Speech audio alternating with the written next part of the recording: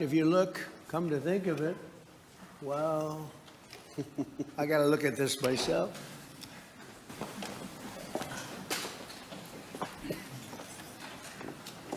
Wow. What a view.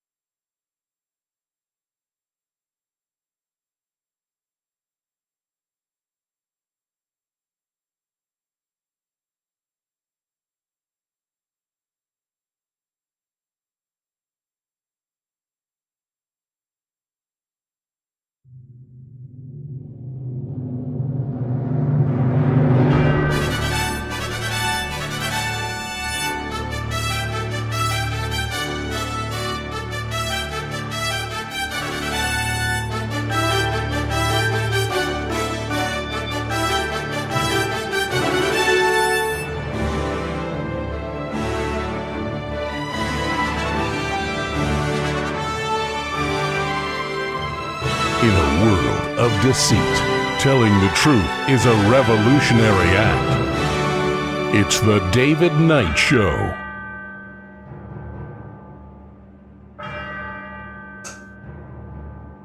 As the clock strikes 13, it's Thursday, the 30th of April, year of our Lord 2026. Well, today we're going to take a look at the Supreme Court. They've made a ruling about gerrymandering. A lot of people saying, wait, this is, we had set-asides or based on race. This is overturning the Civil Rights Act. We're going to take a look at the implications of that and really what is happening with our elections and then what is happening with our wars. As Ilhan Omar said, she made a reference to World War XI because somebody wrote it down, I guess, in her staff as the Roman numerals. I guess she could be forgiven because we're in a constant state of war. Perhaps we have had 11 wars since the World War, but things are only getting worse. People in Wall Street who adopted the acronym TACO, don't worry, Trump always chickens out. Tariffs aren't going to be as bad as they are. Now they're saying about the war, it's nacho, and we'll tell you what that means when we come up. And then OpenAI is talking about their plans for how super intelligent artificial intelligence is going to serve mankind. I think we've heard that before, haven't we? Oh, and Al Gore has switched his opinion on climate change. We're now going to go into an ice age again.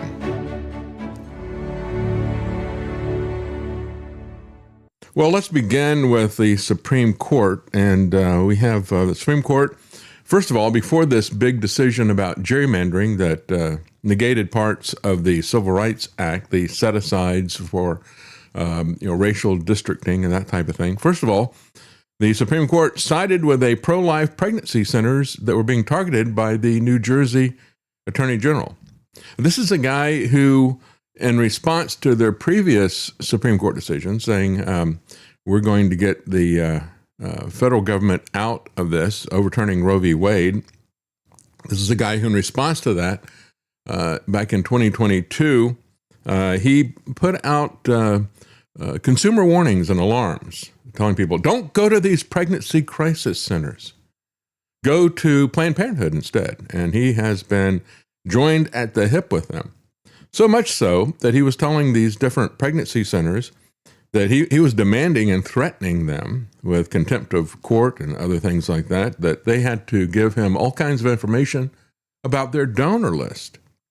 So the Supreme Court has now unanimously backed a group of faith-based pregnancy centers in New Jersey to allow them to challenge this in court. Now, I don't know why they needed to have the Supreme Court's permission to challenge this, but evidently some of the courts said they didn't have standing or something. They appealed that. I'm not sure exactly the basis of it, but what was at the core of all this was really heinous.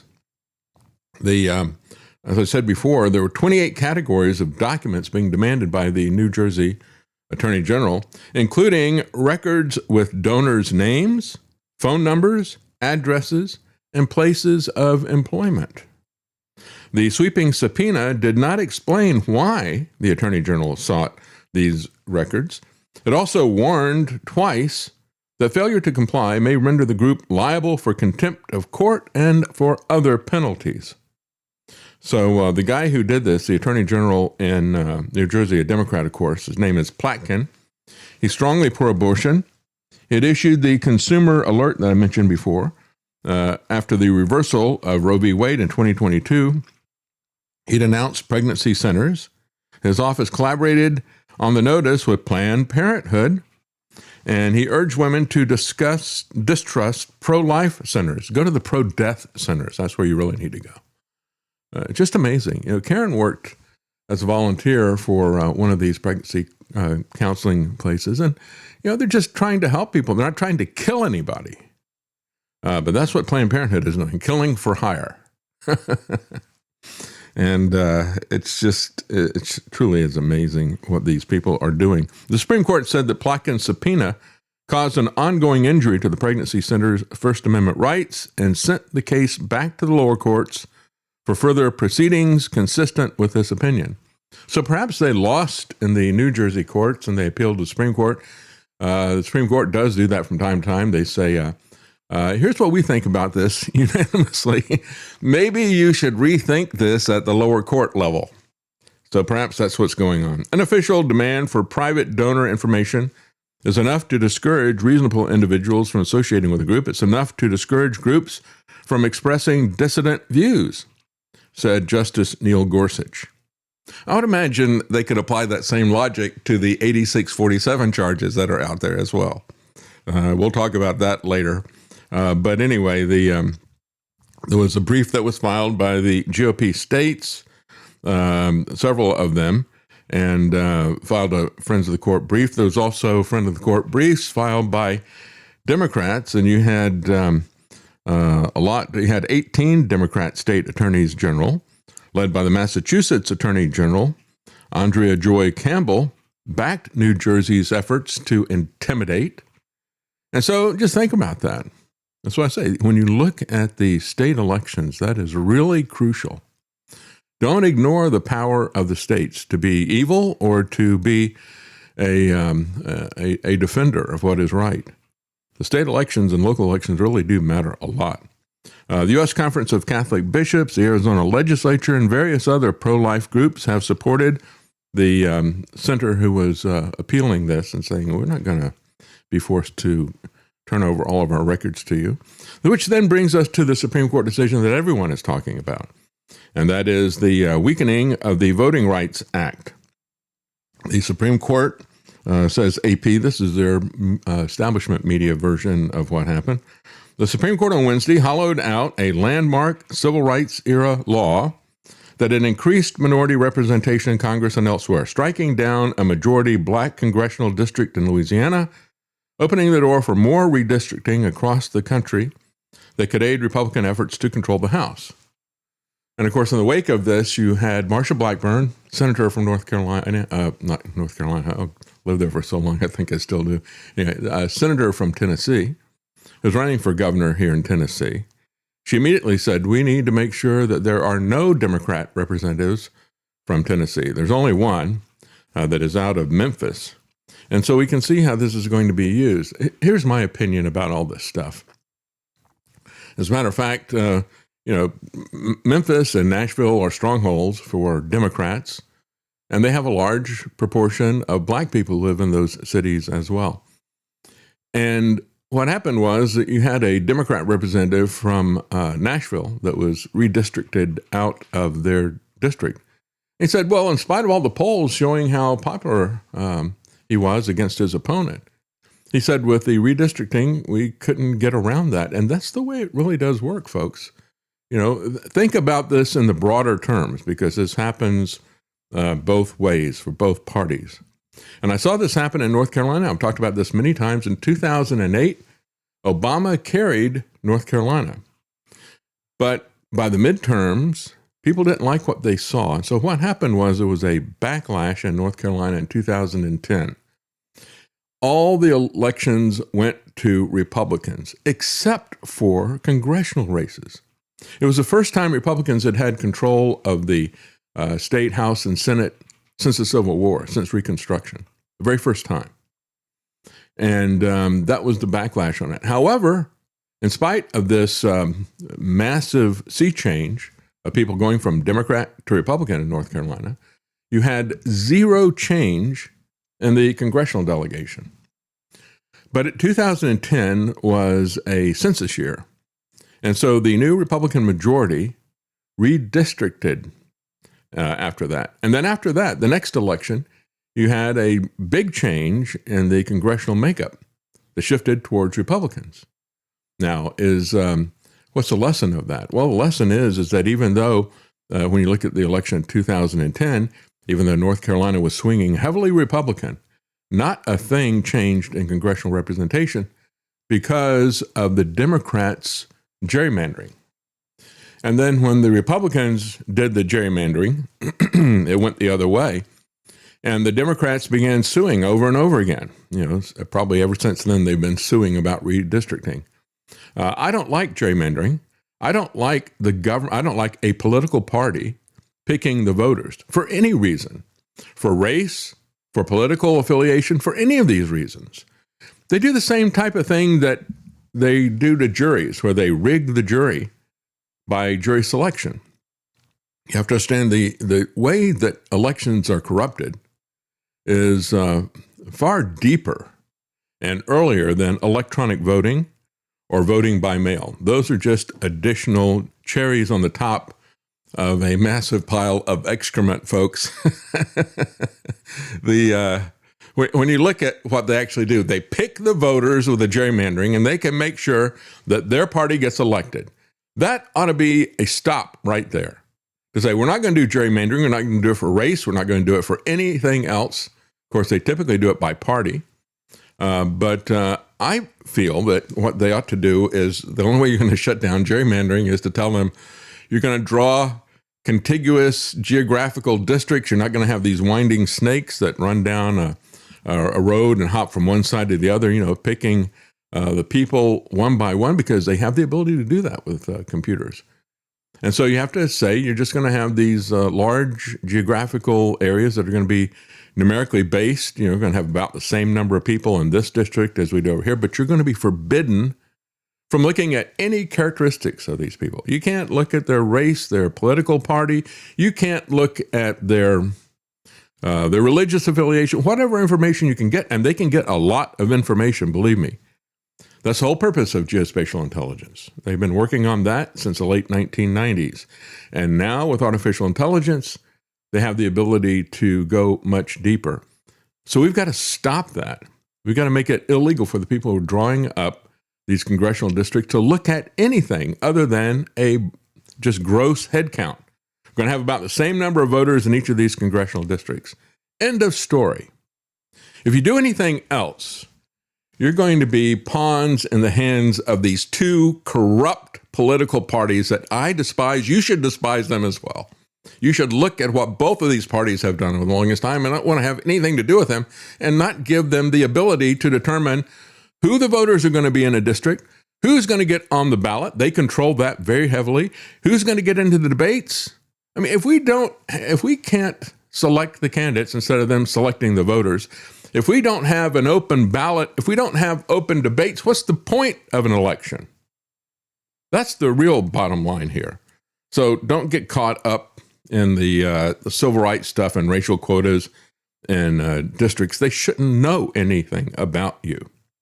It ought to just be a head count situation. That's what I believe about this. No rigging is the only way that you're going to be able to stop the gerrymandering. It was something that was done from the very beginning. I mean, they didn't have that kind of granular information, but it started at the very beginning of America. Gerrymandering has been around forever. They were the ones who came up with that. They drew a district that the guy said looks like a salamander, and so they called it gerrymandering. I don't know if the guy's name was Jerry or not, but you can do that type of thing by figuring out, well, I know that in a city, the people are predominantly voting for one particular party or the other, typically Democrats. So we're going to go through this city, and we're going to include that. That's going to be a safe congressional district for the Democrats. Is what they would do. But you need to, as much as you can, prohibit that, and certainly prohibit them from going down to the granular detail that they're currently doing, where they can go down the street and jump from one side to the other. It was that way 30, 40 years ago when I was running for Congress. They had a congressional district in North Carolina that did exactly that. It snaked through, and I forget the name of the road, but it just followed this road, jumping from one side to the other, picking the political party that they wanted to stick into that congressional district. So they go back to Lyndon Johnson's civil rights law 60 years ago. And I just got to say that if I see anything with Lyndon Johnson's signature on it, I would immediately throw it in the trash can. Maybe that's what's happening. Get that out of here. That's right. Deep six that. 86 that, yeah. So anyway, this was something that was a pretty strong decision by the Supreme Court.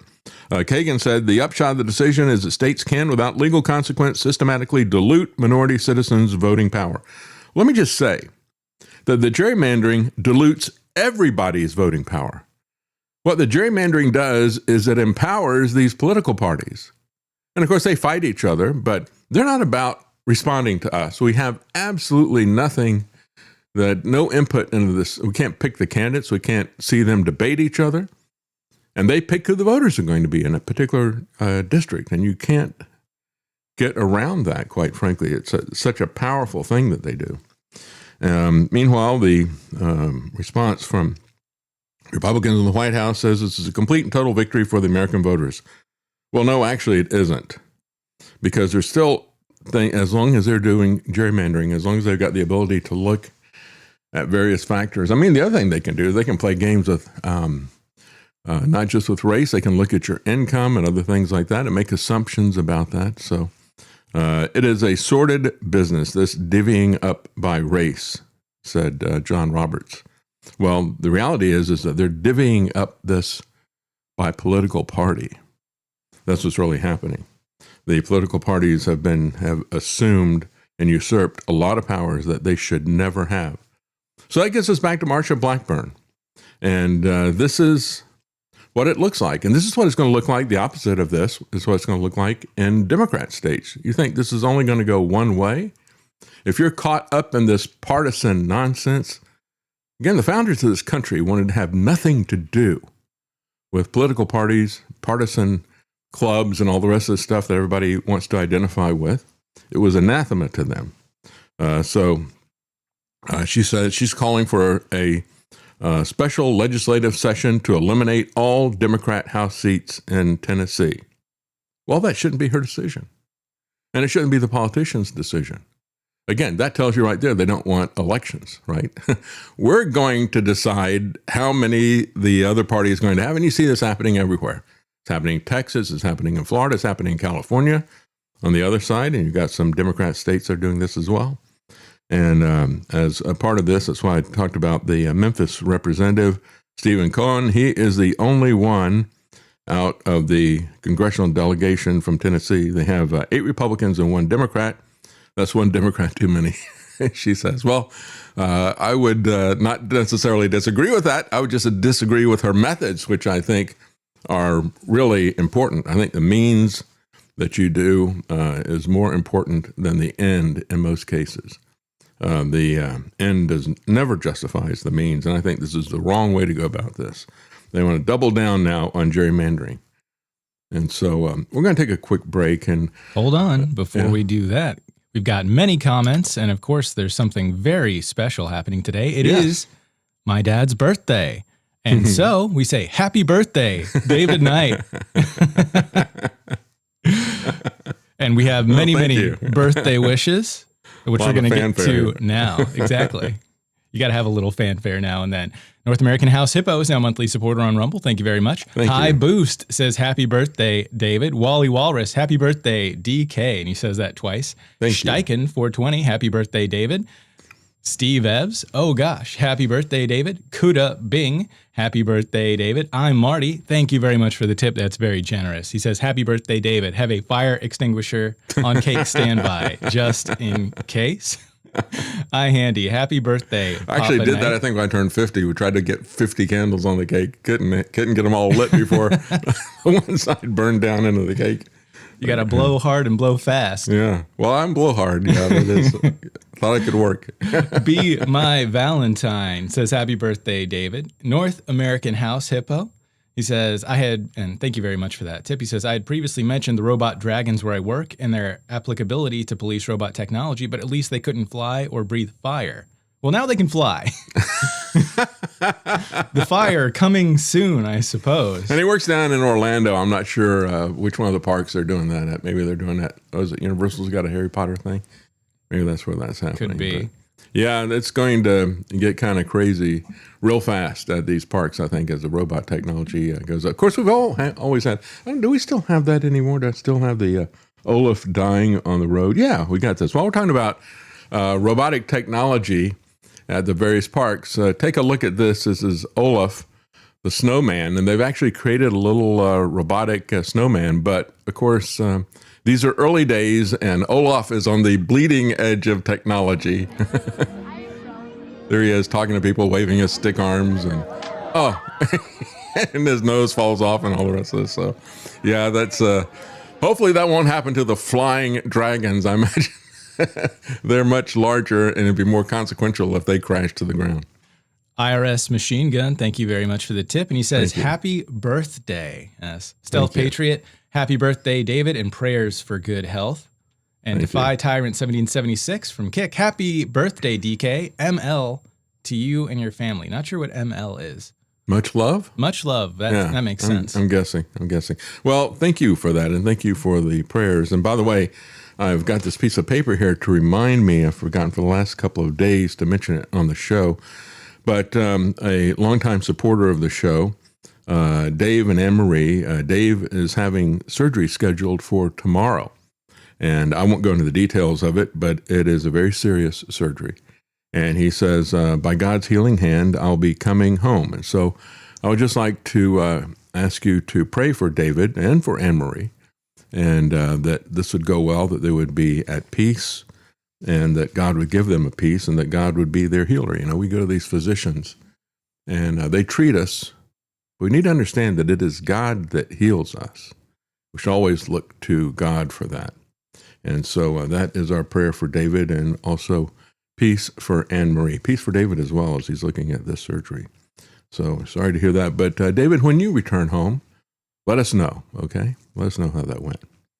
And I want to thank Mary Ellen Moore, because she is matching funds today. Mary Ellen Moore is with freemindsfilm.com. And just want to tell you about one of the documentaries. They got several documentaries that are there. We've got a trailer for one of them. Do we, Travis? Yep, I've got it ready to play. Shadow Ring, and this is about the history of the CFR, history of false flag wars, many other things that are still happening today. Why are they happening? Because they're going unchecked. And why are they going unchecked? Because a lot of people don't understand it yet. And so it's very important to have these documentaries, to pass them around and share them. And so you can go to freemindfilms.com, and you can buy the film, or you can go there and you can watch it for free with commercials. And we got a trailer for that. By the way, go ahead and play the trailer, if you can. Part of the reason we went into Iraq was the main reason we went into Iraq at the time was we thought he had weapons of mass destruction. It turns out he didn't, but he had the capacity to make weapons of mass destruction. But I also talked about the human suffering in Iraq. And I also talked the need to advance a freedom agenda.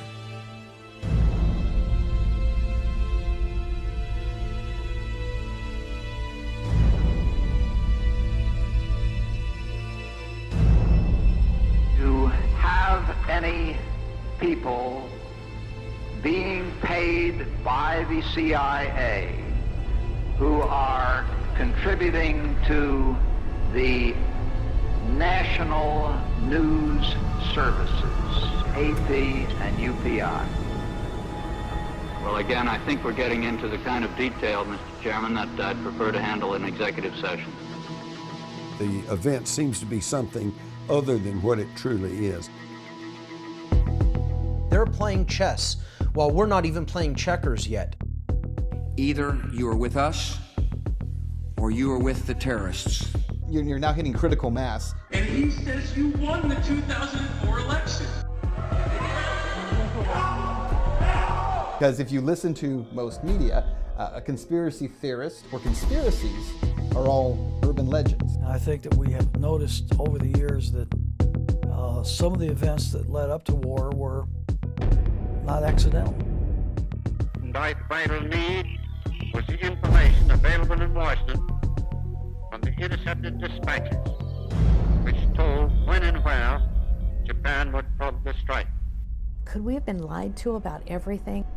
Is that even possible? So the whole thing's a fraud to begin with. People get caught up in debating if MSNBC has a better perspective than Fox News or ABC, NBC. These are a very narrow window of information. If you don't toe the line, if you're not official corporate media, it doesn't matter how big your audience is. We're going to control the conversation. If you can be an appropriate mouthpiece for government, if you're not going to challenge the paradigm of statism, we will give you access. So if you understand who these people are, and you understand what their mission is and how they think and what their ideology is, then most of the mysteries of the modern world, how come we're getting into this mess, or why are we doing this and so forth, they become easy to answer. And every one of those people knew it was a lie, and they sacrificed the lives of 60,000 American boys. All human authority is jurisdictional and limited. The fact is, the superclass exists. That's the problem. What kind of world government will this be? It might even be worse than war. Without a massive shift in global consciousness, it's impossible. If you had a one world government, it would set up the most unrestrained tyranny in history.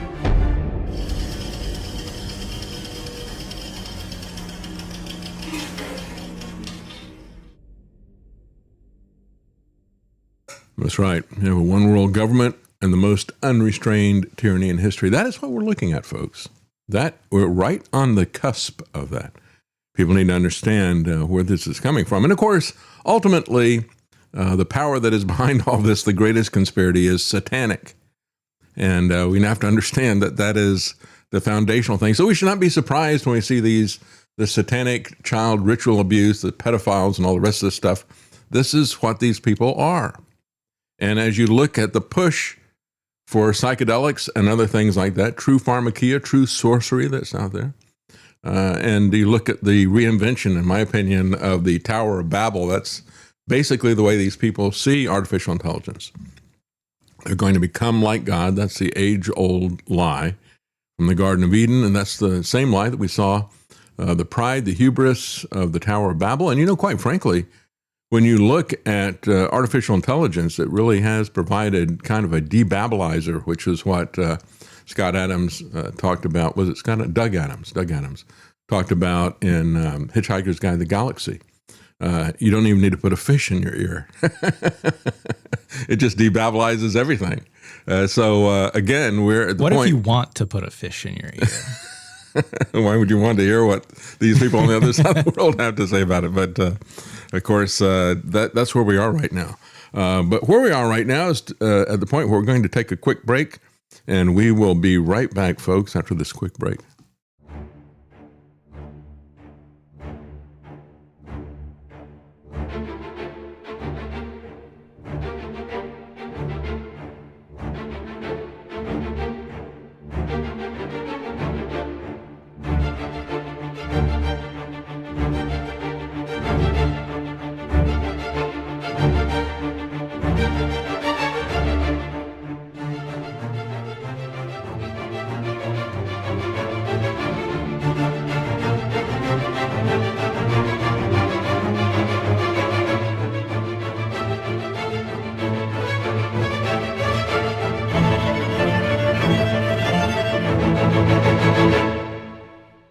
You're listening to The David Knight Show.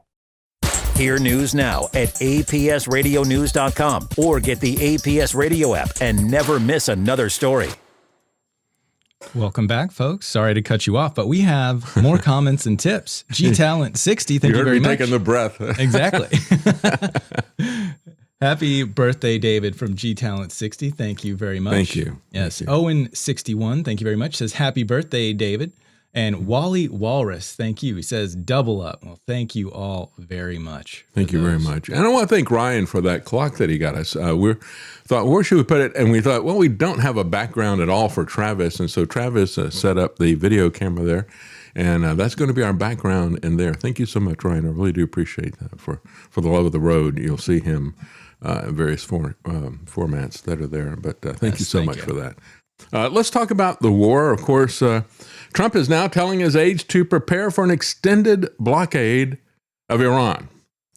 This is exactly the opposite of what the doctor has ordered for the health of the global economy.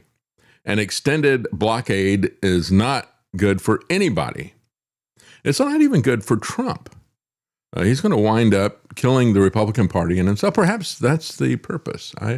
The more I look at this guy, the more I think that he is a Manchurian candidate for the globalists and the Democrats. Certainly is working out that way.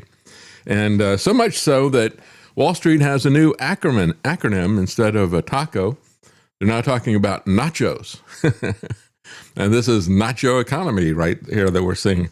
It's not going to be one that you want. Trump has instructed aides to prepare for an extended blockade of Iran, said U.S. officials, targeting Iran's coffers in a high-risk bid to compel a nuclear capitulation. Tehran has long refused to do so. Well, quite frankly, they had inspectors there, which Israel has never had inspectors. Look at anything that they do. They were open with the books. And U.S. intelligence, as well as international inspectors, said they're not doing what they're being accused of by Netanyahu. And you also had the guy that they now assassinated, had put out as a religious leader, as well as a political leader, he had put out a fatwa against nuclear weapons. But when you look at it now, I think every nation on earth, especially in the Middle East, has to come to the conclusion that the only way we can stop from being attacked by Israel or by the United States under false pretenses is to have nuclear weapons. Nobody's talking about attacking Pakistan, for example. And so when we look at this, remember we had people like Ben Shapiro mocking those of us who are saying, this is a quagmire, this is a path to a global depression, a global war. He said, oh, listen to these doom and gloomers. No, it's going to be in and out. It'll be real quick. It'll be a piece of cake, right? And so these statements by Ben Shapiro are not going to age well. And we'll play those again for you in a little while. But tomorrow is the day, supposedly. The real question is, what statements of Ben Shapiro's have aged well? I can't think of any. But, tomorrow is the magic day, right? We have a constitution that says that Congress will declare war. They've ignored that, and they passed their own law, which, again, you can't just ignore the Constitution and be a legitimate government. The government in Washington, folks, is completely illegitimate. Republicans and Democrats are usurpers. They have no authority. They swear to uphold the Constitution, then immediately ignore it on everything.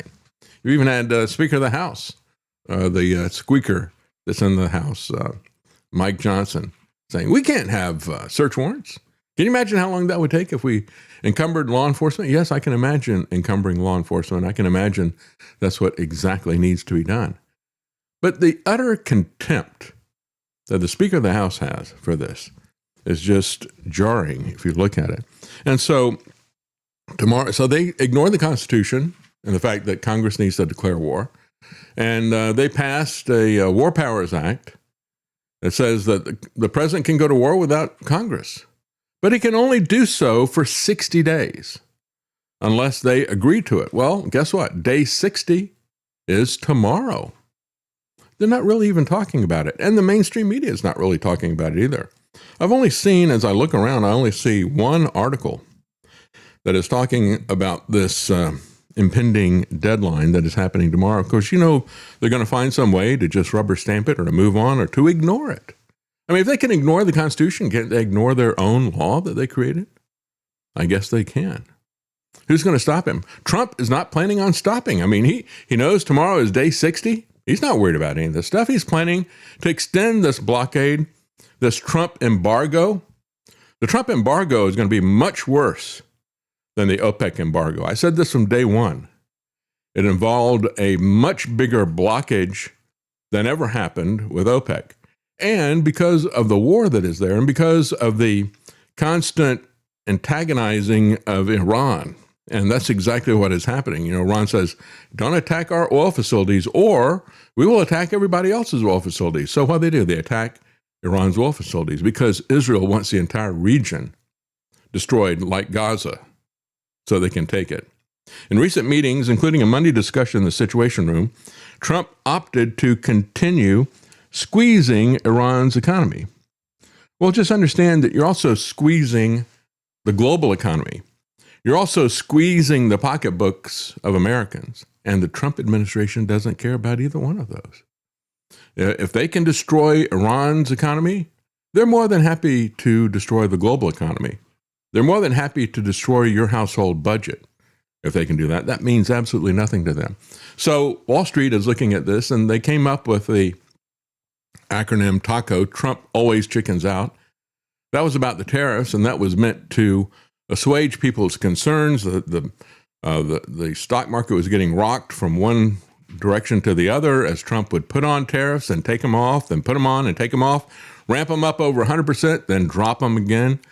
It was absolute chaos. So to try to stop the chaos of his capricious, arbitrary whims, acting as a dictator, acting as a king, they said, don't worry, TACO, Trump always chickens out. Don't worry, don't.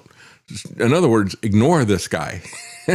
Whatever he's telling you is a lie, and he's going to change it in a little while as well. So don't trade on this. But he has really roiled the markets with this oil stuff. And so now they've got another one, nacho, which means not a chance that Hormuz will open, right?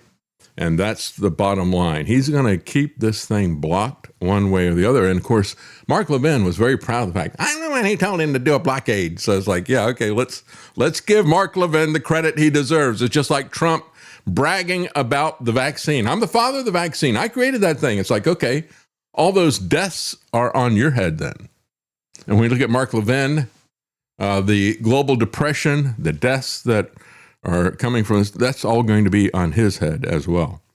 So Bloomberg columnist Javier Blas revealed Nacho on Wednesday. He said he didn't come up with it. It was a trader who told him. That's what they were talking about on Wall Street. And again, not a chance Hormuz opens. So it said the shockwaves have been sent through global markets. Oil prices extended their rally on Wednesday. Brent crude climbing above $114 a barrel. The U.S. benchmark, West Texas Intermediate, surpassing $103 a barrel.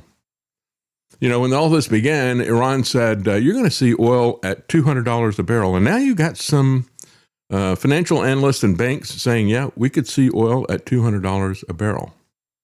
This is another thing that was poo-pooed by the Zionists and the warmongers. Oh, don't worry about that. It's not a problem. This is going to be a piece of cake.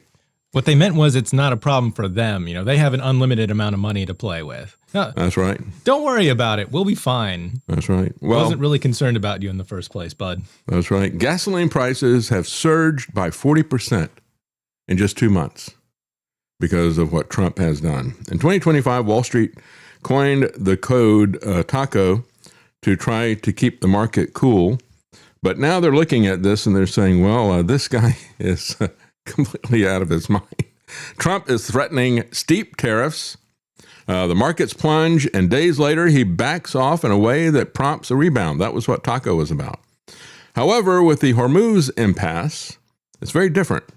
The frustrated president has gyrated between claims that Tehran is begging for him to end his blockade, and then he switches around. He has outbursts that are threatening to have more strikes and to kill everybody in the entire civilization if they don't reopen Hormuz. So what is it? This is the thing about Trump. He can't get to a speech without contradicting himself. Clearly, we're winning. But hey, if you guys don't help us, there's going to be consequences for NATO and all these countries that don't help us. And the same thing happens really with Pete Hegseth. He went before Congress, and they asked him questions about the war. And notice how this guy, in just a little 2-minute speech, completely, he tells 2 different contradictory lies in 2 minutes. Because he can't make up his mind which liar he's going to follow. Is he going to follow the Trump lies, or is he going to follow the Netanyahu lies? So he tells lies from both of them, and both of them are telling different stories. Nuclear facilities have been obliterated. Underground, they're buried, and we're watching 24/7. So we know where any nuclear material. Reclaiming my time for a quick second here. We had to start this war, you just said, 60 days ago, because the nuclear weapon was an imminent threat. Now you're saying that it was completely obliterated? They had not given up their nuclear ambitions, and they had a conventional shield of thousands so of... Operation Midnight Hammer accomplished nothing of substance. It left us at exactly the same place we were before. So much so their facilities were bombed and obliterated. Their ambitions continued, and they're building a conventional shield. Right, let me try again. It's the North Korea strategy. You know this very well. The North Korea strategy was use conventional missiles to prevent anybody from challenging them so they could slow walk their way to a weapon. President Trump saw Iran at its weakest moment, took an action to ensure in a way that only the United States of America could do. Yeah, well, you know, what Hegseth is doing is the George W. Bush strategy. That is to just lie about weapons of mass destruction. So first he wants to say that it is imminent. We have to attack because that's what Netanyahu's been lying about for 30 plus years. You know, any week now, they're going to have a nuclear weapon. And so it's imminent and we have to attack right now. But then Trump told everybody he wiped out all of their nuclear facilities. So it can't be both. And Hegseth is going to pretend that he doesn't know that he just caught himself in a contradictory lie. But we all see it. I think he knows it too. I'd hate to think the guy is so incredibly stupid that he doesn't understand how the lie they made. But of course, when we look at Ilhan Omar, she made an interesting comment about World War XI this week. The last time the Alien Enemies Act was invoked, it was used to detain and deport German, Japanese, Italian immigrants during World War XI. Welcome to the Quality Leering Center. She's a graduate, a proud graduate of the Quality Leering Center. Yeah, World War XI. Doesn't it feel nice knowing these are the types of people that wield power over us? Yeah, that's right. I'm so glad Ilhan Omar is in office. Yeah, it would be very frustrating to think that politics was the highest power that's out there, but we know there's a higher power. No doubt about it. Well, $200 oil, nacho, could tip the world into recession, says one global bank. Of course, we don't need the word of a global bank. We already know that. Anybody with any common sense knows that. The prospect of oil reaching $200 a barrel doesn't seem so far-fetched now, given the front month of Brent oil contract was trading at over $114 a barrel on Wednesday, up 88% so far this year. Trump did that. Trump did that for Netanyahu. You know, Iran said 200 quite some time ago. Again, as I said, Ben Shapiro poo-pooing that, the Zionists poo-pooing that. It's going to be so easy, they said. But even in the base case where oil prices don't reach this high, the French bank expects a first half average of over $100. The global economy is dangerously close to how the BNP, the French bank, defines a recession. They're forecasting 3% GDP growth. They define a recession as anything that is less than 2.5%. So we're splitting hairs in statistics here. And depending on how you calculate it and measure it, you know, just like the inflation rate or the unemployment rate, we have armies of bureaucrats who can spin and twist that data to give the result that they want. But we know what it looks like. The $200 scenario is joined by two other related possible causes of a recession: worsening supply chain bottlenecks and tightening monetary response policy in response to inflationary pressures. So both of these things could happen. These drivers would likely be concurrent and would reinforce each other in the event of a more prolonged conflict. One case in point is helium, of course, the direct input into microchip production, as we pointed out from the very beginning. But you have shortages of rubber and chemical components have already been reported in Asia. So far, some of the chip manufacturers have gone to great lengths to say, we're not worried about helium yet. We have some supplies of that yet. However, They've already seen shortages of rubber and chemical components in Asia. The war could also affect, of course, food prices, grain prices in the Northern Hemisphere as they are trying to purchase fertilizer. But Trump is in full nacho mode. Not a chance. Hormuz opens. And that's where we are with this guy that's lied us into war yet again. How many times will they tell the same lies about weapons of mass destruction? The same lies about Iran and nuclear weapons. And you know they're lying when they go back and they look at, I mean, we see this same type of thing happening with Al Gore and the climate change people. They cherry pick their time range. You know, they're going to pick a point that is to their advantage in the statistics so they can show the trend that they want. So they go back at a point where they had a little mini ice age, and that's their starting point. And so then they make the case that there is global warming until now. And now, since that hasn't been happening, Al Gore is flipping the narrative at this point. But they do the same thing with the war agenda. You always have Trump and all these people go back 47 years to 1979 and say, for 47 years, look at what Iran's doing. They just out of the clear blue sky, they attacked our embassy. Don't know why they did that at all. They don't want to go back to where our involvement with Iran began in 1953.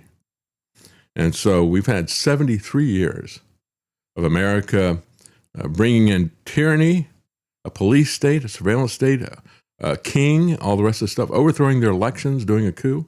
That's the true history. And it makes all the difference in the world what your starting point is, just like with the climate people. Well, Trump's approval rating, whatever the starting point was for that, is now sinking to new lows as the Iran war is driving affordability concerns for Americans. Like I said, he doesn't care about the American economy. He doesn't care about the global economy. And perhaps he doesn't even care about the midterms if he's going to keep going down this path. Perhaps the only thing he cares about is pleasing Netanyahu, because otherwise none of this stuff makes any sense. As John Mearsheimer said, why does Israel spend so much lobbying money and buying of politicians? Well, it's because the things that they want us to do are not in our interests. If they were in our interest, they wouldn't need to pay the politicians to do them. Politicians would be more than happy to do things that are in our interest. But if they're going to work against the interest of Americans, if they're going to work against the interest even of the global economy, they need to be paid. And that's the purpose of AIPAC and the rest of these organizations. So again, you look at Trump's approval, it ought to be inversely proportional to the price of gas at the pump. And it may be working out that way. As one goes up, the price goes up, his approval should go down. And I hope it does. Trump's approval rating has dipped to a new low as the Iran war is driving affordability concerns for Americans. As the lowest approval rating of Trump that the polling partnership has found since he returned for his second time. And that's specifically about their view on Trump's handling of inflation and rising prices. Only 21% of the people approved. That's not a good thing. You don't want to be with the 20%. You want to be with the 80%. Maybe somebody needs to explain that math to him. I guess, he and his advisors are looking at it, goes, well, there's a couple of different ways you can calculate percentage, right? These are the people telling us that he did a 600% reduction in prices. They're probably telling him that the 21% approval rating is a good thing. 2 months since the U.S. and Israel began launching strikes against Iran, Washington and Tehran have struggled to even get to the negotiating table. Everyday Americans are feeling the burden of the costly military campaign, writes the Independent out of the UK. Diesel is up to $5.46 a gallon, which can lead to increased grocery prices, shipping costs, even the cost of homes and renovations. Because the construction industry, as well as the farms, are very reliant on diesel fuel. Energy prices caused inflation in March to soar, but Trump has brushed it off as fake inflation. Yeah, fake inflation. He's a fake president. Everything this guy says is a lie. Even within one speech, he contradicts himself multiple times. 53% in the poll said the war in Iran has not been worth it.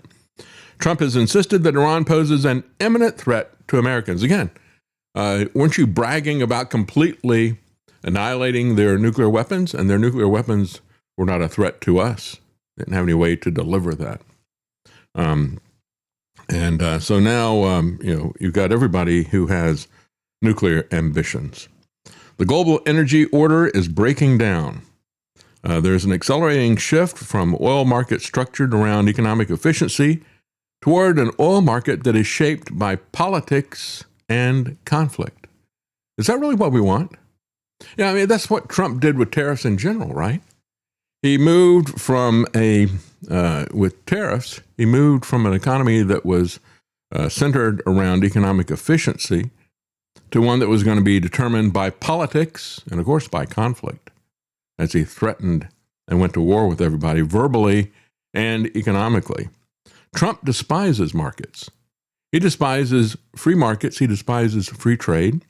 He despises everything except his political dictates. A fractured OPEC, a blockaded Persian Gulf. The Iran war is scrambling the long-standing foundations of the oil market, ushering in a more fragmented, potentially more volatile energy world. The free flow of petroleum across oceans is out, and resource nationalism is in. And for all the people who think this is great, we're now going to be the big supplier of oil. Is that right? Well, that's a good thing for the oil companies, perhaps. Maybe it's a good thing for the government. It's not a good thing for the average American consumer. We're going to pay a lot more for everything while these people make the profits. But you've got War Pete out there who is bragging about this. It's also worth saying, this should not be America's fight alone. We barely use the Strait of Hormuz as a country. Our energy doesn't flow through there. But our prices do. Plenty of energy. Just look at the new global Congo line, headed to Texas. A beautiful picture. Europe and Asia have benefited from our protection for decades, but the time for free riding is over. America and the free world deserve allies who are capable, who are loyal, and who understand that being an ally is not a one-way street. It's a two-way street. We are not counting on Europe, but they need the Strait of Hormuz much more than we do, and might want to start doing less talking and having less fancy conferences in Europe and get in a boat. You get in a boat, he'll probably shoot you without warning and then circle back around and kill any survivors. This guy needs to do a little less talking, I think, because at least a little less boasting about all this stuff. Look, what Pete Hegseth and the Trump administration and some of these MAGA cheerleaders are selling you is a petro version of the broken window fallacy. Oh, war is great because we go in and blow everything up. Now look at how it boosts the economy to go back and rebuild these buildings that we destroyed. No, that doesn't make us richer. Not at all. And this is not a good thing either. We may not be using oil that travels through the Strait of Hormuz, but guess what? If the people who are using it can't get it, that raises the price for all of us. We saw that with the Chevron executive when he was interviewed. He said, well, it's a global market. If the people in Europe show up at his door and want to pay more money for the oil that they don't have, they want to pay more for our oil so they have some. Liquid petroleum, natural gas. Yeah, that's going to cause that competition is going to raise the price for Americans and for all products. So, yeah, that is a stupid way to look at the economics of this. But this is a guy who doesn't understand the broken windows fallacy. This is a guy who only wants to break as many windows as he can. Even the GOP hawks are now alarmed over the Iran war fallout as the 60-day limit hits tomorrow. Mayday, Mayday. We'll see what happens, but they're pretty confident that they're going to ignore whatever the law is and they'll get whatever they want out of Congress. So, yeah, I'm sure Trump is really sweating the fact that the Congress might not. Well, have they ever done it before? No, but maybe this time they're not going. No, they won't. They won't. There's been multiple attempts to stop this before this, always shut down. So I know they'll rubber stamp whatever he wants to do. Reports say the White House is preparing for an extended Hormuz blockade, at least months longer. There now appears to be a significant shift among Republicans underway, given that the 1973 War Powers Resolution requires a U.S. president must terminate unauthorized military operations within 60 days of initiating them. Again, we don't care about the Constitution, obviously. And when they look at this, they see the average price of a gallon of gas is at its highest level in 4 years. Like I said, 40% up since he started this insanity. This has triggered talk among GOP leaders. And listen to what they are saying here. You got people like Senator Curtis says it's a big deal. There are a number of us having discussions about what that day means and what our response should be. They don't know, right? Senator Collins, 60 days is a trigger that requires Congress to act. Don Bacon, we haven't been doing combat for the last 2 weeks. I think it merits discussion, but in the end, I want us to finish the job. So yeah, maybe we just deduct those ceasefire things and get another 2 weeks out there. Maybe we play that game. Senator Hawley says Rubio has been pretty careful to comply with the statute. My hope is that they will notify us that they are drawing down offensive operations. That's not going to happen. They've already put that out. Senator Murkowski says you've got to talk to us. She warned if that doesn't happen, you may see a change in the situation in Congress. So yeah, flatter us and we'll help you to do whatever you want. Then you got Senator Tillis, who says this is going to be weeks or months away from resolution, more likely months. So why not send a very clear signal to Iran? Let's authorize the war for another year. That's likely what you're going to get from these people. The statist, well, it's probably going to happen anyway, so you might as well rubber stamp it, right? That's right. Yeah, let's send a message to Iran. Let's tell them we're in it forever. Because, that's the way we win wars, isn't it? We stay in Afghanistan for 20 years and then leave in a panic. That's the way we win wars, isn't it? High oil prices are a risk for Trump's fellow Republicans ahead of the midterm congressional elections in November, said Reuters. That absolutely is the truth. Meanwhile, we have airlines across Europe are saying many of them are circling the drain, ready to go out of business. But even the big guys are shutting down massive numbers of flights as they're looking at the fuel situation, both the cost and the availability. Airlines go bust 2 times a year in September and February. Airlines with weak liquidity positions will come under immense pressure in the September timeframe, they said. German carrier Lufthansa has cut 20,000 summer flights across Europe, saying that higher fuel costs have rendered many routes unprofitable. That's right. So when we look at this, jet fuel prices have doubled. We look at gasoline prices, they've gone up by 40%. Diesel has gone up more. Jet fuel is the one that has increased the most. It has doubled, 100% increase. I have to explain that to people, the Trump administration and RFK Jr. Yeah, when it doubles, that's 100% increase. You can have more than 100% increase, as we're going to see with many products, thanks to Trump, but we're not going to see a 600% decrease of anything. So again, when we look at this, they really don't care. It doesn't affect them. He's just concerned about his bunker, right? This is the Hitler mentality, right? Trump is going to be raging in that ballroom bunker, and he doesn't really care what happens to the rest of us, whether we get bombed or whether the economy tanks. It's not his concern, really. Well, that's what BBB stands for, Build Ballroom Bunker. That's right.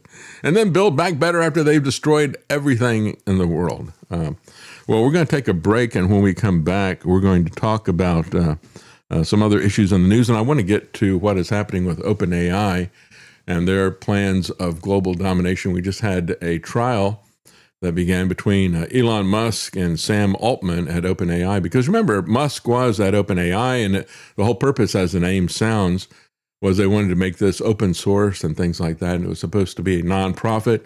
Sam Altman somehow maneuvered his way in, took control of the group, and turned it into a for-profit thing. And so there is a lawsuit that's going on between the two of them, and it's in its early stages, so there's not really anything to report yet. It's just that Elon Musk, when he refers to Sam Altman, he calls him Scam Altman. I think that is a spot-on nickname for Sam Altman. Everything he does is a scam. When you go back and look at the first time I ever saw this guy, he had this creepy orb that he was sending around. He had some kind of world coin thing that he was doing. If you would look into his orb, it could get a biometric reading on your retina, or I think it was in your eye. But basically, it would get a biometric reading of your eye and put that into his database, which he was going to monetize. But in exchange, and as an incentive, he would give you some worthless crypto in a coin that he had, a meme coin that he had created. Remember, folks, if the technomancer tells you to stare into his orb, don't do it. That's right. Isn't it interesting when you look at Palantir and you look at Scam Altman, how they constantly got this thing, look into this orb. Look into the Palantir. Look into my little thing here. And don't worry, we're going to take care of you. We're going to give you a little bit of a worthless meme coin for exchange. And I'm going to take that global database of billions of people that I hope to have, and I'm going to get rich off of that global database. I'll be selling your information everywhere. So, but before break, we have a lot of comments, and we have Gard Goldsmith saying, "Happy birthday, David! You are the best." Well, thank you very much, Gard. And from there on, also thank you for the tip. That is generous. North American House Hippo says, when Mike Waltz says Iranian infrastructure is fair game because it was all built by their military. Remember all the dams and bridges and highways here in the USA built by the Army Corps of Engineers. Yeah, that's right. Absolutely. Yeah. So this is a thing. It's like, what makes them think that these chickens aren't going to come home to roost in America? I mean, the easiest thing in the world would be for somebody to come across the border and do a terrorist attack against our infrastructure. We've seen this going on. And I made that point about Iran from the very beginning because that's what we see continuously in the Russian and Ukraine situation, attacking each other's infrastructure. Iran's not stupid. And what is stupid is our foreign policy to initiate war. Is evil as well. Go ahead. Yes, and we have Spencer DeLong gifted a sub on Kick. Thank you very much, Spencer DeLong. Atomic Citizen has gifted 5 subs. Thank you very much, Atomic Citizen. So if you're on Kick, check. You might have gotten a free sub. North American House Hippo says David's comparison of Melania Trump to Green Acres Lisa Douglas is scarier than you think. It's only a matter of time before Melania shares her favorite hot water soup recipes. And a Syrian girl says, if we don't get rid of the Trump regime and fix the Iran problem soon, a lot of people are going to die in the cold next winter. That's right. When you look at this, and as I said, we don't have any good choices, right? I can only think of one person who is usually right on the issues, and that's Thomas Massie. And they're after him as hard as they can go. But he can't change everything. And there's not any change or hope that's going to be coming out of Washington one way or the other. And so we have to try to stop what the Democrats are doing at the local and state level. We have to try to stop what the Trump administration is doing at the international level by stopping the Republicans. I've never voted for a Democrat in my life, and I'm not about to do that. I just can't bring myself to vote for evil. But I look at this, and it's like I'm keeping my fingers crossed that Trump gets impeached is all I can say. The Democrats probably killed any chance of that with their last attempt. Yeah. Palm Beach Pete, spooky, has gifted 5 subs on Rumble. Isn't that the character they say is Jeffrey Epstein? Yeah, that's right. It's the guy that looks like Jeffrey Epstein, and they swear that that's Jeffrey Epstein. Apparently in the Rumble chat, we've got Epstein Island, we've got Palm Beach Pete, we've got a cast of characters. Junk Silver, thank you so much. That's very generous. Says, David, I've been hearing for a while that you were just weeks from having a birthday. How I wish I had heeded those warnings. There we go. Yeah. It's a nuclear one as well. Karen told me this morning, you don't look a day over 70. I think, well, thank you. I feel like a day over 80, actually. We're going to take a quick break, and we'll be right back. But unlike most revolutions where the people rise against a real economic oppression, in our case here in Boston, we are fighting for purely an abstract principle. Hear, hear. It is, however, not nearly so abstract as the young gentleman supposes. The issue involved here is one of monopoly.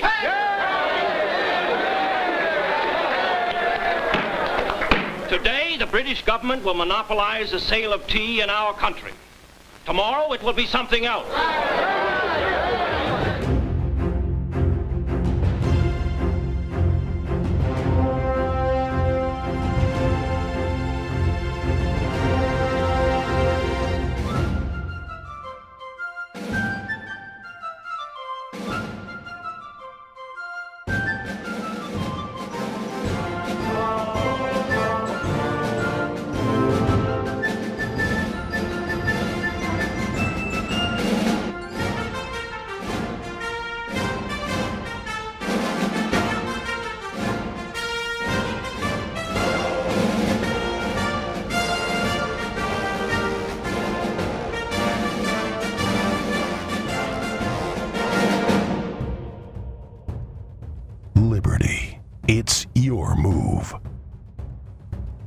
listening to The David Knight Show.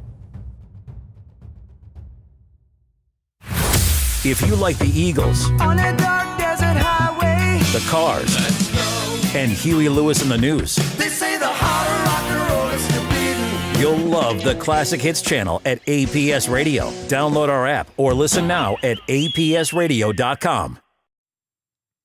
Let's talk a little bit about the other side of the economy, the side of the economy that you can actually do something about, and that is to try to exit as much as you can their system of fiat currencies. We got Powell's final Federal Open Market Committee meeting sees most dissents in 34 years as the Fed Reserve keeps interest rates unchanged. Now, this is coming from Zero Hedge, and of course, everybody always focuses so much on the interest rates, and yet the reality is that what the Federal Reserve is doing, are they going to have an easy interest rate policy? Well, take a look at what they're doing with the quantitative easing. And typically, nobody looks at that. And so they can increase the money supply, and they are doing it it really has had a huge uptick. They're going into, this is the way they're doing it. Instead of doing it with interest rates, they're doing it with quantitative easing. So they pointed out, they said gold has been clubbed like a baby seal in the last couple of weeks, while stocks and oil have surged, with stocks ignoring the peril of oil. And again, to borrow a phrase from Alan Greenspan, irrational exuberance, I think he was the one who said that we see in the stock market. It absolutely is irrational. Saxo Bank summarized this very succinctly. They said, structural drivers that have driven gold in the last 2 years have remained in place, and they have actually strengthened. And we say this all the time. We look at gold. Yes, it's doubled in price in the last couple of years, and the things that have doubled it in price are all still there. None of those things have changed. The fundamentals have not changed. As a matter of fact, those fundamentals that were driving gold have actually strengthened. And so what we're seeing here is a market reaction that I think is detached from reality, just like I think we see the comments from Trump moving the markets. And, of course, you got people, whoever it is, when he's making these comments, somebody is placing bets on Polymarket. And then people figure out when he contradicts it himself just a little while after that and the market goes in the opposite direction, somebody's making a lot of money off of that. But you and I aren't going to make money by trying to time the markets. We have to look at what the long-term trends are and what the fundamentals are. And those things have not changed. They have only strengthened. During the last couple of years, Fed rate change expectations have swung violently from a full rate cut to a full rate hike and fallen back to a no change at all. And so the Fed doesn't need to cut rates today, says Zero Hedge, for monetary policy to get easier. And they don't even mention quantitative easing. What they're talking about is the fact that inflation expectations are rising so much that real rates have fallen to the lowest since November and are close to turning negative. And so when you look at this, one of the things that happens when you look at the Federal Reserve's ability to affect the market, when they artificially lower the interest rates, that helps the federal government. It helps Trump because that takes down the amount that they have to pay on the $40 trillion of debt that they have. But it doesn't really help us when we buy houses or credit cards or other things like that, especially houses, because people are looking, the short-term rates can be set by fiat by the Federal Reserve, but the long-term rates are still set by the marketplace. So you got to get a private bank or an investor who's going to loan you money for a 30-year period of time. They have to look at what they think inflation is going to be over that period of time. And if the Federal Reserve is lowering rates and creating inflation, that's why we have seen the Federal Reserve lower rates and we see home mortgages stay the same or go up because the market determines that those policies are going to be inflationary, but they don't look at the quantitative easing that is happening there. Meanwhile, you got a Senate Republican saying the quiet part out loud. He says, Jerome Powell ought to just leave the Fed and cash in. He hasn't cashed in yet. He's got a net worth of over $75 million. I would say that's cashing in. But he says, yeah, you just leave the Fed and he can go work in the private sector or whatever. Or who knows? It's crazy that by our standards of corruption that, Jerome Powell is nothing. Well, he hasn't even begun to loot. Yeah, that's right. He gets some serious money now. He's only got $75 million. Well, what a pauper. Again, when you look at Trump coming after him, it was just a political persecution that he was doing. It was putting pressure on him to get him to lower the interest rates. You think Trump's going to get the new Fed chair to lower interest rates? You think he's going to be able to get the Federal Reserve in general to do that? He's always been able to do that in the past. When Powell would not lower the interest rates, he came after him for prosecution. And where did he turn to? He turned to Jeanine Pirro, the Fox News analyst. It's like, just like Hegseth. And so she starts an investigation of him. And, over this remodeling of the Federal Reserve. And yeah, it is scandalous. I'm sure there's something there. If they're going to spend $2 billion remodeling a building, how in the world could that even be the case? Yet, Tom Tillis said, I'm not going to move to approve the new Fed chair until they stop this investigation of Powell, because he saw it as political warfare, as lawfare against him. And Powell said the same thing. He said, I'm not going to leave the Federal Reserve unless you stop this investigation. And so on Friday, Jeanine Pirro showed that this was just a political investigation. She ended it on Friday. So that clears the way now for Powell to leave and for the new guy to come in. And of course, Powell would not be the Fed chair, but he could stay on the board and be a thorn in Trump's side. Typically, what happens is they usually leave after they're no longer the chairman. But he had indicated he might stick around. So in announcing the conclusion of her investigation last week, Pirro noted that she had asked the Federal Inspector General to investigate the project, which was subject to cost overruns due to increased material and labor costs, among other reasons, according to the central bank. So again, try to walk this thing back. She was just doing his bidding and charging people with crimes just because Trump didn't like them. We see this over and over again. The closing of the probe then opened the door for Senator Tom Tillis to back the nomination of Kevin Warsh. Tillis had previously said he could not vote to move Warsh's nomination in the Banking Committee to the full Senate until the investigation had ended. So there we go. The Trump regime, yet again, we see how they're nothing but a bunch of thugs, gangsters, and Fox News commentators. Hard to say which one of those is worse. Yeah. Meanwhile, we have in Fort Knox, an article from Mises.org asking about the gold in Fort Knox. We had this situation with France, and they said, well, we sold our gold that was being held in the U.S. vaults because we wanted to get it according to European standards. And a lot of people said, well, I think that's kind of phony because gold is gold. Well, it turns out that according to their own records, they believe that the gold that is in Fort Knox is not up to the quality of 0.999 fine gold or whatever, and that has now become the standard internationally for the gold coins that you get and all the rest of these things. That is the standard.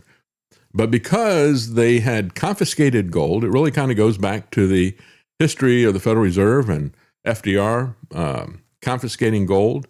It's all part of this corruption, and a corrupt government actually corrupted the quality of the gold, if it's even there, in Fort Knox. And of course, that's the other part of this. There's been no audits about any of this stuff. And by their own admission, only about 17% of it is of the quality and purity that is something that is used internationally now. So there's an international standard of purity. This falls far short of it because they confiscated a lot of gold from Americans, melted it down, put it in their vaults, and even if it is still there, it is low quality.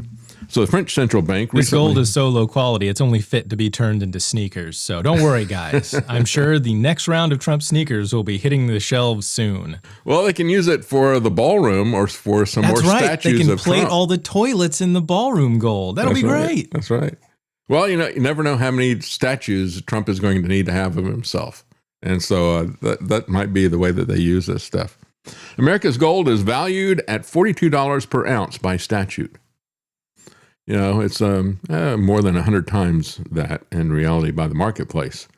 According to the London Bullion Market Association, gold bars must contain 350 to 430 fine troy ounces and have a minimum fineness of 0.995 parts per thousand to be acceptable for international settlement. And the good delivery standards across the globe have been transitioning, however, to 9999 purity. You have Herman Cain would love that. He's all about the nines. Based on documents released during 2011 House Committee Financial Services hearing, we find that only around 17% of the gold held by the U.S. government in Fort Knox meets modern-day purity standards. Again, 64% of it is now. The standard is 995. And most of them are doing 999, but 64% of what they have in Fort Knox, they say, is between 899 and 901, and only 17% meets that. But then they pointed out, they said, keep in mind, we're operating on guesswork here because the U.S. government's gold holdings have not been audited since at least the 1970s. In 1974, the government put together a publicity stunt in the name of an audit. The U.S. Treasury opened only one of its 15 Fort Knox vault compartments. They opened it to politicians and reporters to view the gold and to confirm it's there. See, we got some gold. Now go away. It's so odd that you'd ask about those other vaults. That's been called an audit, and it was kind of like Geraldo Rivera at Al Capone's vault. Remember that? That was a big hype. That was before your time, Travis.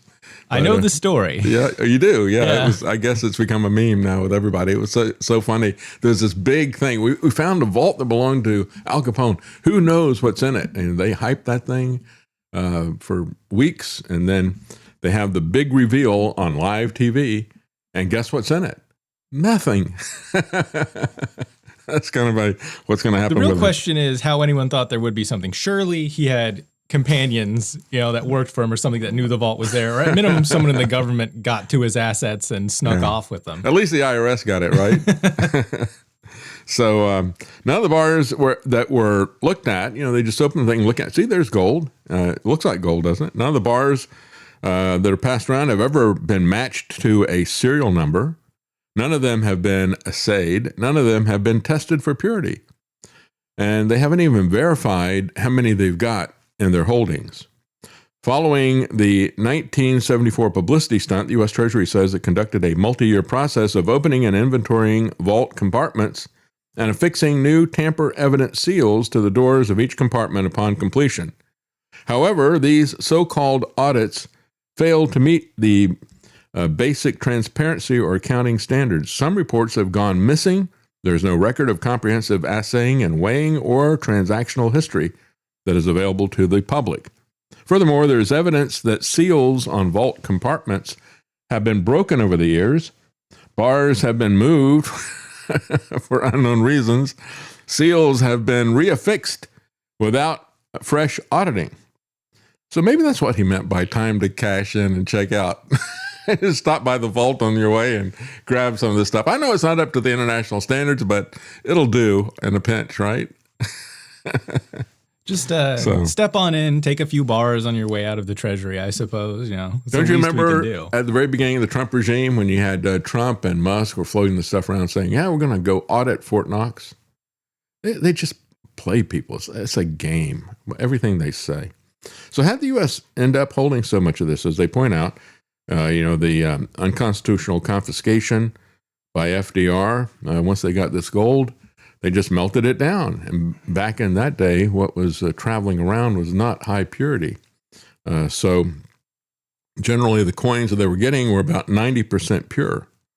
Private banks, along with the Federal Reserve, held a large number of coins because the Federal Reserve notes were redeemable for gold. So the government just melted them down, put them into bars, and they're supposedly sitting in the Fort Knox vaults, but we don't even know that. What happens if you walk up to the Federal Reserve and try to redeem your dollars for gold now? Can you be like can you show up and just like, I'd like to trade this in, please? Yeah, well, they'll give it to you. Maybe they give you the discount of the $44 per ounce, right? I'd like to buy the gold at $44 per ounce from the Federal Reserve. Maybe that's something they only offer for employees of the Federal Reserve. You get a Fed discount. You sell out enough of your countrymen, you can get a huge discount on gold. Yeah, that's what they mean by the discount rate. Well, Mises editor Ryan McMakin says the U.S. Gold Reserve is a legacy of theft and lies. Point out the gold reserve was never intended to be a static, untouchable hoard of the U.S. government. As a matter of fact, they were not supposed to print anything either. And so when you look at it, this is a government that is so corrupt. They managed to not only create a worthless fiat currency, but they managed to even corrupt the gold that they hold. That's how they corrupt everything that they touch. I guess it's kind of the opposite of the Midas touch. Right? And so again, you can get real gold and you can hold it yourself. And you can do that at davidknight.gold. That'll take you to Tony Arterburns' Wise Wolf. Tony's not joining us today. He is traveling to and from a conference that he's going to, but he'll be with us next week. And just remember, you can do dollar cost averaging with Wise Wolf, the wolf pack that they have that's there. You can do dollar cost averaging. And right now things have calmed down, but that was a very important thing. To do that over a period of years. It's a savings program. You can set this aside. Don't depend on the government's hoard. Have your own. Stack it yourself. And you can do that. Go to davidknight.gold so he knows that you're coming through us. And it'll take you right there to Wolfpack. And you can sign up for to Wise Wolf, I should say. And you can sign up for Wolfpack if you would like to. So let's take a quick break. If you can go over the comments. We have comments. Yes, we have Cole360 says, "Happy birthday, DK. Funny how InfoWars is closing on DK's birthday." Well, at the last minute, guess what? They pulled that out. So yeah, fake news always about this stuff that's happening there. But yeah, you look at it, and I don't know what these people think they're going to do with that. I don't see how that's going to be something that's can be monetized at all. And it's not a lot of money either. I mean, they're looking at, I think it's $80-something thousand a month to rent, to pay rent to have the access to the website. But, it was going to be millions of dollars, but there's nowhere close to getting this $1.4 billion, maybe that's what Alex raised, but they're not going to pay that. They haven't paid him a cent as far as I could tell. Not a cent has gone to anybody out of this lawsuit, but Alex has used that large theoretical judgment. He's used that to raise a great deal of money, and who knows where that $9 million single transaction from Bitcoin they talked about in the trial, who knows where that came from? I don't know, but anyway, don't know what's going to happen with them. Yeah. I'm Marty, says, "Take heart, DK. I'm several days over 80. I feel like 79. That's great. Pezzonovante 1776 says, "Ronald Lauder has served as president of the World Jewish Congress since 2007. At his WJC perch, Ronald Lauder has called for the criminalization of speech under the guise of calling speech with which he disagrees anti-Semitism." Well, that is the standard approach that we see. And we've got a guy who was a U.S. senator who's talking about this Comey stuff. I'm going to get to that after the break. And what he's saying is, there's hate speech. We got some things even worse than that. There's danger speech. He's actually trying to create some new category of evil speech that in order to come after Comey. The reality is, folks, that there is no speech from anybody about anything that is as dangerous as censorship. We should make a T-shirt out of that. No, there is no dangerous speech. There's no speech that is as dangerous as censorship is. That's the bottom line. We're going to talk about that when we come back. And we have a Syrian girl says, "Problem with impeachment is who is waiting in the wings to take over. I really don't see any help coming to us until Christ comes to rule from the throne of his Father." That's right. Yep. That's right. That's what our trust is in, and that's why we don't despair about this stuff. But we can do what we can do, and that is, again, with the right people, and it's not easy to get it done. I'm not saying that it is, and it's impossible in some jurisdictions. But if you've got the right people in place at the local and state level, you can have people who are going to stand in the gap and nullify some of this tyranny that is coming from Washington. The only good news is, of course, it'll be really difficult for us economically when this Ponzi scheme called the federal government and the Federal Reserve collapses. But if and when it does, that would break their power to bribe governments to do the wrong thing. They are not issuing orders in defiance of the 10th Amendment, really. What they're doing is they're bribing. This is what we saw throughout the lockdown. They're bribing state and local governments to do their bidding, just like they do for schools, and offering them a bribe. And then once they get hooked to it, they use it as blackmail. If you stop doing what you did to get the money, we're going to pull that money away. And people have gotten used to it at that point. They don't think they can live without it. That's the way they control people. Yes. We have Atomic Citizen 865 says, my father bought his first home for $47,000 with a 14.78% interest rate on a $2.75 an hour union pay wage. Those days are gone, folks. Yeah, the problem is, all these numbers change so radically, but when you start to look at the amount of time that you work, for your mortgage or these other things, we break it down into the cost of your labor that goes into it. We're getting very poor based on government policies that are there. We're going to take a quick break, and I just want to remind everybody that Mary Ellen Moore at freemindfilms.com has graciously offered to match donations today, because we're getting at the end of the month, and we started the show at about 75% of the gas gauge, and so she was very kind to offer to do that. And just want to remind people that they have several different documentaries that you can see at freemindfilms.com. And we had a trailer for, what was it called? Shadow Ring. Shadow Ring, thank you. And an excellent video. Of course, you can buy them there, or you can watch them for free with commercials. And they're very important and a very important tool to educate people. I think it's important for us to keep our ear to the ground and understand what's going on a day-to-day basis. But we have to understand the long-term context of all these things. And that's what Shadow Ring really lays out there. And she's got a lot of great people in that documentary. G. Edward Griffin is there. You got Gerald Celente. You got Chuck Baldwin. These people understand what the long-term perspective is. And we're going to take a look at the long-term perspective as well. When we come back, we're going to take a look at what's going on with OpenAI. We'll be right back, folks. Real quickly, I just want to say thank you to DG8. He says, David, happy birthday and God bless you and your family. Let's all pray this country repents and accepts Jesus Christ as Lord and Savior. Yes. And also an update from Jason Barker. Tony's traveling, but Jason and Ashley will be hosting Tony's show right after this. Oh, cool. So it'll still be going. Okay, great. So right after this show, and that is on... America Unplugged on Rumble. On Rumble as well as on X, I think, as well. All right, we're going to take a quick break. We'll be right back, folks.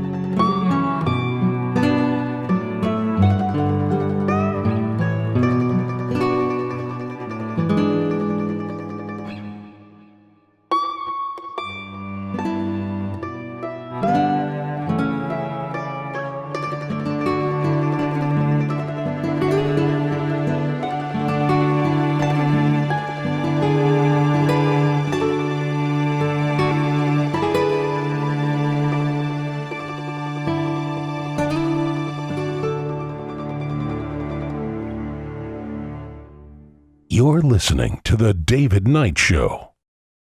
Hear news now at apsradionews.com or get the APS Radio app and never miss another story. Well, there was an interesting back and forth between CBS's Major Garrett interviewing Attorney General Todd Blanche, who just filed these charges against James Comey. And Major Garrett pointed out to him, he said, if you're going to say that 86 is a death threat, he goes, are you investigating Jack Posobiec? Because he had tweeted out before Comey did, he had tweeted out 86-46. 46 being a reference to Biden.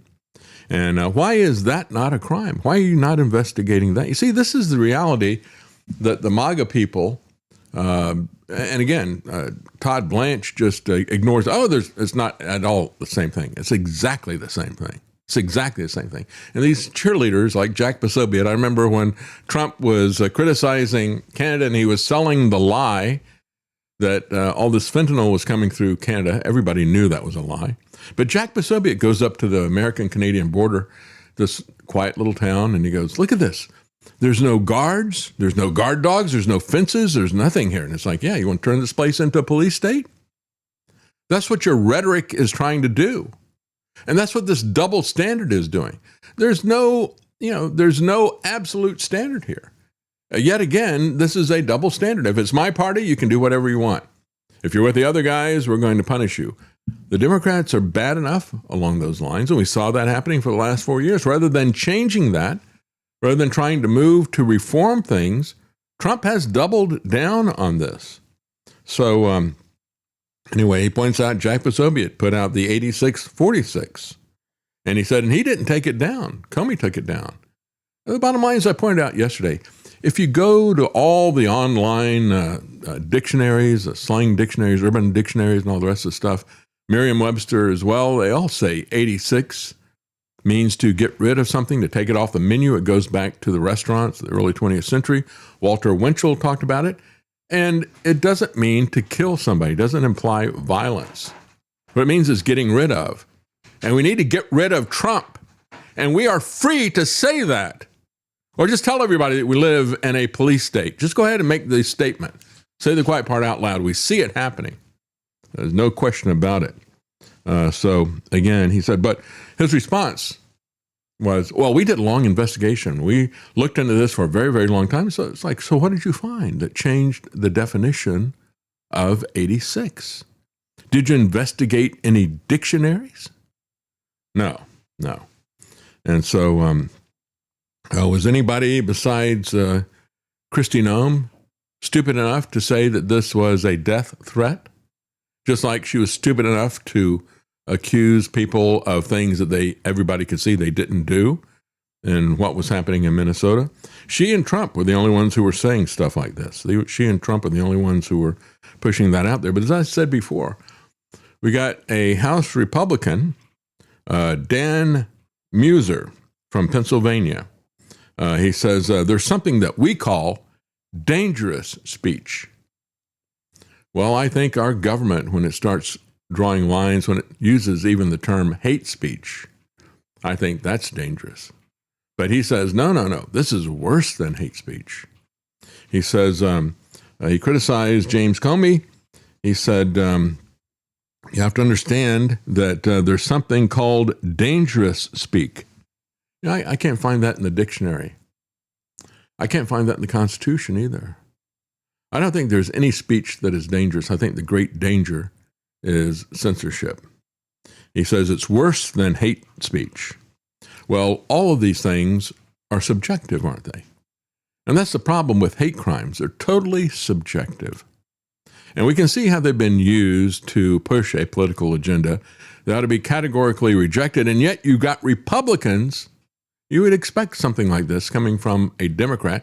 Democrats have gone down this route for a very long time. Now the Republicans are doing the same thing, becoming the Democrats, weaponizing government against speech. A new category of subjective tyranny and censorship. He said he knew exactly what that meant, said Trump. A child knows what it means. Well, Donald Trump doesn't have the intellect of a child. he uses the vocabulary of an 8-year-old. When you look at it, he doesn't understand what this is, he and Christine Home. So again, charges that he knowingly and willfully threatened to take the life of the President of the United States. That is the indictment. But Trump knowingly and willfully lies about everything. And I had a listener who sent an email. I meant to bring it with me and print it out, but I forgot to do it. But he pointed out, he said, David frequently says, thou shalt not kill. He goes, but actually it means shall not murder, right? And I thought that it was implied. I should be explicit about that. So let me clarify that. You know, when we talk about a justified war, it is justified to kill in self-defense. I've said that many times when I talk about it.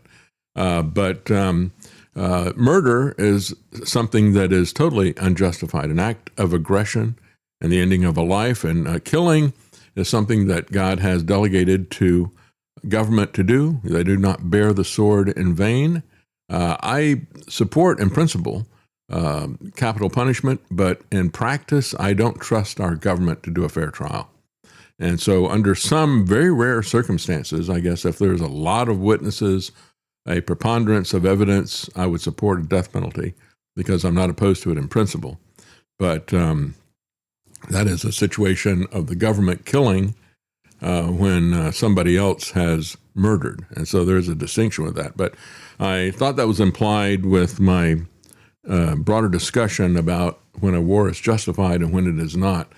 But I'll just clarify that there. That's what I meant by it.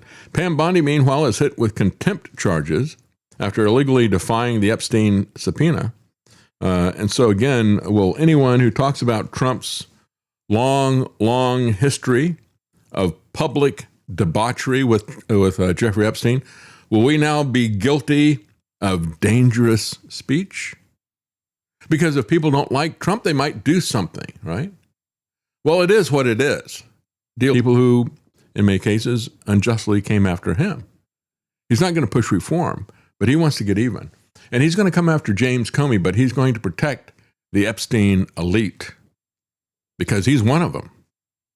Oversight Democrats are taking the lead on holding Bondi in contempt because Chairman Comer is trying to run out the clock, and we refuse to let this administration stop our investigation. But in reality, they don't have the power to do anything. That really resides in the Department of Justice. So Trump's Department of Justice has argued that Bondi doesn't have to testify because she's no longer the Attorney General. Talk to Bannon about that, right? He thought that because at one point in time he was in the Trump administration, he could invoke executive privilege. No, you can't. That doesn't mean anything. The question is, what does she know? And the question is, what did she do? Those are things that follow her, whether she is in government or not. As I said before, we got Al Gore, who is flipping yet again. He's saying we're looking at a possible new ice age. Al Gore warned a Hollywood audience, and again, he's referring to one of their fictional films that showed an ice age. And so on the basis of that, and on the basis of a tabloid newspaper article, he's now pushing a different kind of fear. He's saying that the Gulf Stream might collapse within the next 25 years, leading to an abrupt and devastating new ice age. Did he just pull up the day after tomorrow and show it to people? Like, look, this is what's going to happen. Let me see what the movie was here. The movie was, The Day After Tomorrow. That's it. You got it. Yep. Uh-huh. You seen that garbage? Oh, yeah. It's a fairly entertaining movie, but it is literally all about, global warming actually caused everything to get cool because it melts the polar ice caps, thereby cooling the oceans, causing the Gulf Stream to collapse, and that causes a superstorm, which freezes everything, basically. Yeah, right. Well, the first 8 years or so of the climate MacGuffin were all about a new ice age. And what they were selling was depopulation and control, population control in both senses of the word. We're going to dictate what you can and cannot do, as we've seen so many times, right? And we also want to reduce the number of people that are out there. So they went with that for about the first 8 years. Then all of a sudden, just like that, they flipped the lie. They flipped the MacGuffin. And now it's not a new ice age, but now it's global warming. They went with that for decades of doomsday predictions. And when all those were failing, they came back and said, "Oh, you're not going to call it global warming anymore. We'll call it climate change." We don't know what's going to happen, and we're not going to make these kind of predictions anymore, but you should be afraid that it's going to change somehow. And if it does change, it's going to be your fault. So we got to control what you are doing. That is our entree there. And of course, Al Gore is old school. He feels like he's got to make predictions. And he's been doing this kind of thing. This goes back to 2009, as a matter of fact, where he was telling this group of lies.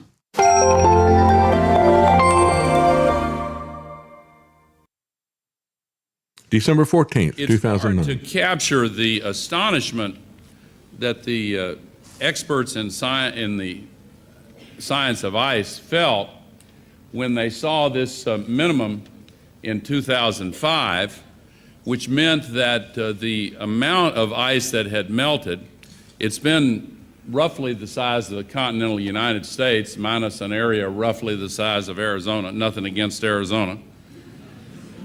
But the amount that melted in 2005 was equivalent to an area covering everything east of the Mississippi River in the United States. Then, when the real shock to the scientists came was in 2007, some of the models suggest to Dr. Maslowski that there is a 75% chance that the entire North Polar ice cap during some of the summer months could be completely ice-free within the next 5 to 7 years. And Bob used a figure of 2030. Yeah, well, the bottom line is that professor that he mentioned by name there, Maslowski, said afterwards, I don't know where he came up with that number of 75%. He just made this up. If it was Trump would have said 92%, right? That's what he usually resorts to when he's lying because it sounds precise. 75% sounds like a ballpark figure, right? That's what Al Gore used. And so we see these guys constantly, science. It's all just like Fauci, isn't it? And I don't know what this really is. I mean, I'm just a politician out here, but the scientists say, and based on what these scientists say, and the scientists are saying, I don't know where you got that stuff from. In reality, the kind of ice melt that Al Gore warns about is projected to take centuries or even thousands of years, causing millimeters per year of ocean rise, which would be barely noticeable. Certainly not catastrophic.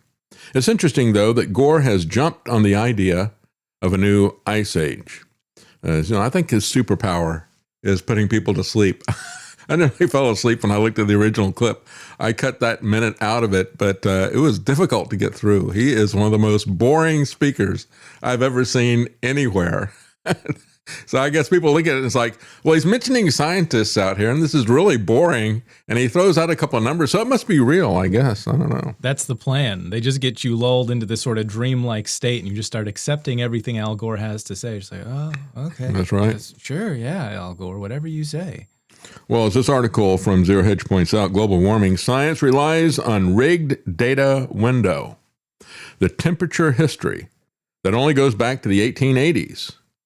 And again, they're going to disregard all evidence of longer periods of time. As a matter of fact, the truth is fairly cooler than the temperatures are today. And as I said before, it's the same thing they do when they push their wars against us. Certainly is. But so you other things that vex our lives, to fabricate a rationale for global governance and for depopulation. And so they can keep changing this MacGuffin. And as I said, the real clue is that whether they're talking about a climate MacGuffin or a COVID MacGuffin, they can constantly adjust that narrative, whatever the MacGuffin is, to scare people. They constantly change it, but notice how the solution remains the same. Whether it's going to be global warming or global cooling, or whether it's going to be a pandemic, the solution is to get you locked down under lock and key, to take things away from you, to enslave you. That's always the clue that it's a MacGuffin. So Al Gore has long been a member of the Club of Rome. According to the group's own documentation, he often cites the Club of Rome's 1972 report called The Limits of Growth as a basis for his ideological beliefs. And they are ideological. They are not scientific. Well, as ridiculous as Al Gore was, here's an even more ridiculous story. I saw this. I just had to talk about it. This is a man who dug up his sister's body and took it to the bank. It's the exact opposite of a weekend at Bernie's. They're going around with a dead body to try to convince people he's still alive. He was trying to get money out of the bank, and the bank was standing on a paperwork issue. Said, we're not going to give you any of that money unless you give us a death certificate. He's like from this area of India where they have a lot of very poor areas. They have difficulty getting birth certificates, death certificates, and things like that. So he got frustrated, and he decided he'd do his own habeas corpus, I guess. Where is the body? And so he went in carrying the body into the bank. And they said as he came in, TV networks broadcast footage of him carrying what appeared to be a corpse, partially wrapped in plastic, with skeletal legs visible and slung over his shoulder. This created a highly distressing situation at the premises, said the bank officer. He said the claim will be settled once the death certificate is submitted. They are not going to change that bureaucracy. Once the paperwork, nothing else matters to them. Registration of birth and death is very difficult to get in some areas that are poor in India. Well, we're going to take a break, and before we run out of time, I want to come back and talk about what is going on with OpenAI and their agenda. But we want to thank Mary Ellen Moore at freemindfilms.com, who is matching funds today, and just remind you of the documentaries that you can find there. One of them, Shadow Ring, we were talking about earlier, and it shows these long-term moves, just like Al Gore, long-term moves to establish global governance, to push us into false flag wars and the rest of the stuff. You can see these films for free with commercials at freemindfilms.com, or you can purchase them there and pass them around to other people to help to educate people that are there. So I want to thank her for matching the funds today. And we also have comments. We have Gold and Green. Thank you very much for the tip. He says, happy birthday, David. Hope you're taking plenty of time to celebrate and relax with the family. A wonderful spring season to you. God bless. Well, thank you. We have pre-recorded a couple of interviews for tomorrow. I think you're really going to enjoy them. Very, very interesting. One guy who was an ATF agent of all things. And we had a lot of broad-ranging discussion about prohibition, because they get into cigarette, tobacco prohibition, as well as gun prohibition.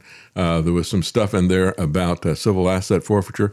You know what I think about it. So I didn't challenge him. I just let him put out his viewpoint of it. I think it's very interesting. But he worked for them for a couple of decades, had a very interesting undercover investigation. In other words, he's not part of the regulatory people that go around and look at the books of gun stores and shut them down, or, measuring the length of your barrel. But he was out there working with people to try to infiltrate these gangs, like the Gambino crime family was one of them. And the informant that he was using got betrayed by the government. Surprise, surprise. And he wrote a book about that betrayal. And he also wrote another book about all the different businesses that they created, storefronts in various communities, so they could entrap people that were there. That is most likely going to be turned into a series, a TV series. And so the talks are still ongoing, and you know how these things work out sometime, but it would be an excellent series. It's an excellent book. It's a very interesting discussion. Of course, we also have Sheriff Mack, and Sheriff Mack, we broadened that out from local control, importance of sheriffs and judges. We got an interesting story about a conflict between a sheriff and a judge. But we also talked about the JFK assassination in light of the security issues at the White House Correspondents' Dinner. And so a couple of good interviews coming up tomorrow. Join us tomorrow as well. Anything else you want to say before we go to break? Yes. For Love of the Road is gifted 10 subs on Rumble and 13 subs on Kick. So thank you very much for Love of the Road. Thank you very much. Yes. And of course, you can see the donation that he gave us, and probably need to get that a little bit closer to you because it's hard to read it in the background there. But it's an illuminated sign with a David Knight Show, and that was a gift for the Love of the Road, too. We really do appreciate that. Yes, we do. And Jason Barker, thank you very much. Very generous. Says, happy birthday, David. And thank you, Mary Ellen Moore, for matching the tips today. Yes. Thank you. Yes. And of course, we have homesteadproducts.shop wishing you a happy birthday. Well, and thank you. Of course, want to let everyone know that they do have a sale going on right now for the Hydration Electrolyte Drink Mix Organic Acai Berry flavor. Acai, I think is the way you pronounce that. I've heard it both ways. Oh, yeah? I choose the one that's more ridiculous, most likely to be true. That's a good way to put it, yeah. Well, anyway, that's a really